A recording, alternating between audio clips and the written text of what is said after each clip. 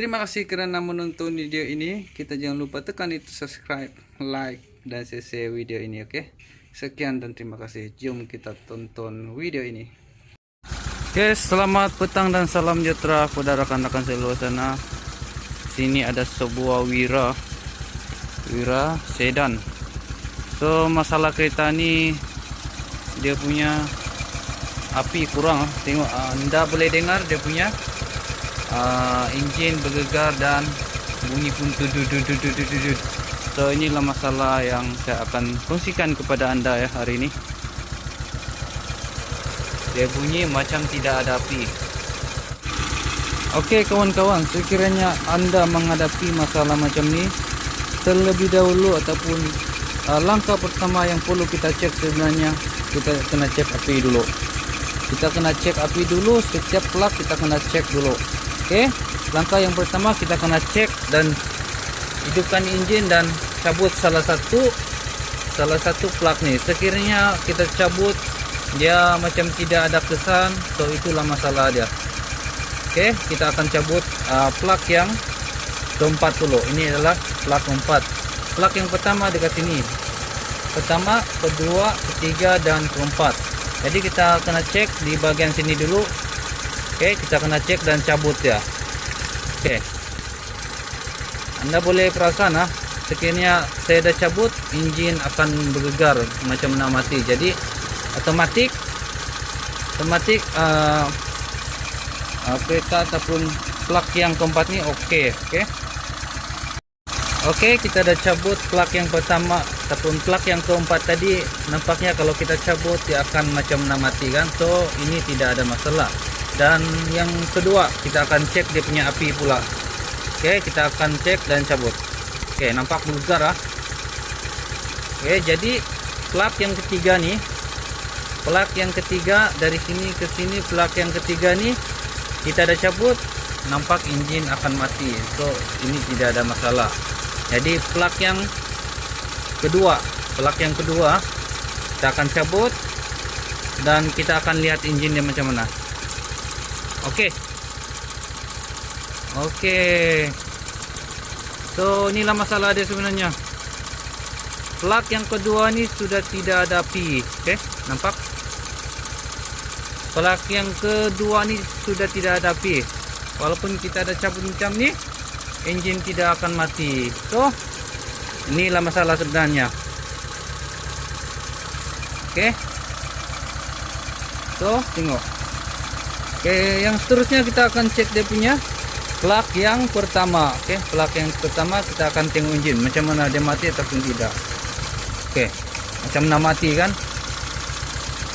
So apabila saya cabut plug yang pertama ni, enjin akan macam nak mati. Tapi apabila saya cabut dia punya plug yang kedua, enjin macam tak nak mati. Oke, untuk case macam ni, kita kena cek dia punya kompres dia punya piston di bahagian dalam enjin. So apa yang perlu kita guna? Kita menggunakan dia punya meter macam ni untuk cek dia punya kompres. Mana tahu kompres dia kurang daripada 100, so boleh menyebabkan bunyi macam ni juga. Oke. Jadi yang saya suspek sekarang ni dia punya kabel sudah rosak. Oke, kabel sudah rosak. So kita kena ganti. So ini distributor dia memang masih oke sebab yang lain masih ada api. Jadi otomatis ini masih oke lah distributor. Jadi kita kena ganti kabel plug dengan plug di bagian dalam, settle masalah anda. Jemput pun akan settle selepasnya. Oke. Jadi untuk berjaga-jaga kita kena cek juga lah. Untuk berjaga-jaga kita kena cek dia punya kompres yang kedua nih. Mana tahu kompres di bagian dalam enjin ataupun kompres piston tuh dia kurang daripada 100, so sama juga dia akan jadi bunyi macam ni. Oke, kita akan tes dia punya pressure pas nih. Oke, untuk kita tes dia punya kompres ini kita kena buka dulu kabel plug nih dan juga pembuka plak pembuka plak biasa pun oke. Yang penting boleh buka plak nih ya. Akan terus ya buka dia punya plak dalam nih, adakah plak tuh sudah rusak ataupun tidak. So sekiranya plak ini sudah rusak, so boleh jadi macam ini juga bunyi ya, tut macam api tak cukup lah. Oke, jadi kita kena cek dia punya plak dulu dan kompres ya.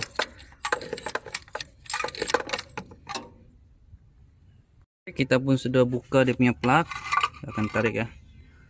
Saya menggunakan magnet sebab masih panas.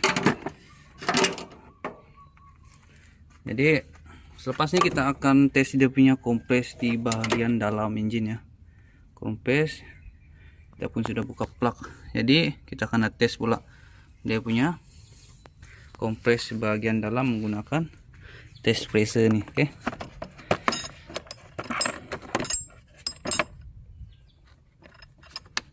jadi kita akan tes dulu dan masukkan ini lah, tes.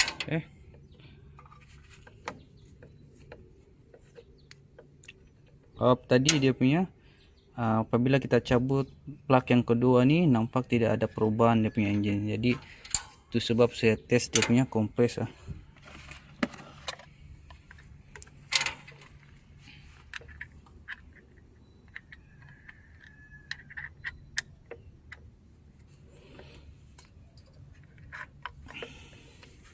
Oke, untuk tes dia punya apa nih, kena ada 2 orang lah, kena ada 2 orang, ada yang untuk start dan ada yang pegang sini.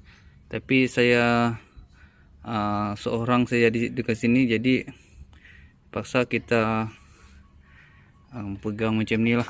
Oke, kita akan tengok macam mana. Harap-harap ini tidak terbang lah. Oke, kita akan letak sini saja dan kita akan lihat. Oke, untuk bacaan nih, kompres yang masih bagus ya akan melebihi daripada 100 ini. Oke, kompres yang masih bagus ya akan melebihi daripada 100. Oke, jadi kita akan tes dulu, kita akan start ya. Tidak perlu sampai engine hidup. Untuk memastikan supaya engine tidak hidup, kita kena cabut chipnya ini dulu, wire distributor. Oke, kan tes, harap-harap itu meter tidak tercabut lah. Oke, waduh tercabut pula. Oke, walaupun dia tercabut tadi, dia punya kompres tercabut. Oke,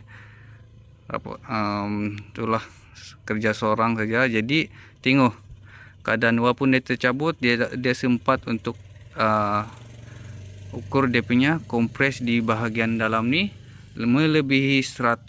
Oke, melebihi 100. Jadi kompres dia masih bagus.